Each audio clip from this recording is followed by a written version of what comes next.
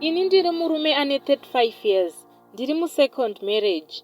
Mukadzi wekutanga akafa akasiya vana 2, a boy who is now 7 years and a girl ane 4 years. Then ne-second wife hatisati taane mwana.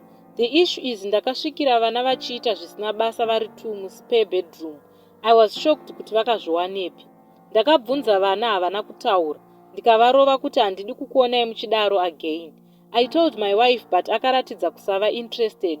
Zvekuti ndakasvika pakuti regai ndiise makamera mumba ndimboona zvinoitika pano pamba ndisipo. I was shocked kuona pavideo footage mukadzi wangu achitora mwana wangu mukomana iye ane 7 years achimubatisa maprivate parts ake. After that kwakutora vana vese vari 2 kwakunovaonesa pono. Kwakuti teedzerai zviri kuitwa apa.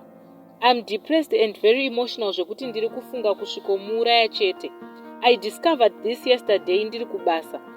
Ndodzokera kumba tomorrow end of day, but ndatononokerwa nekuenda kumba. All I did is to tell my sister kuti aende kumba until ndauya. Mukadzi haana chaari kuziva now.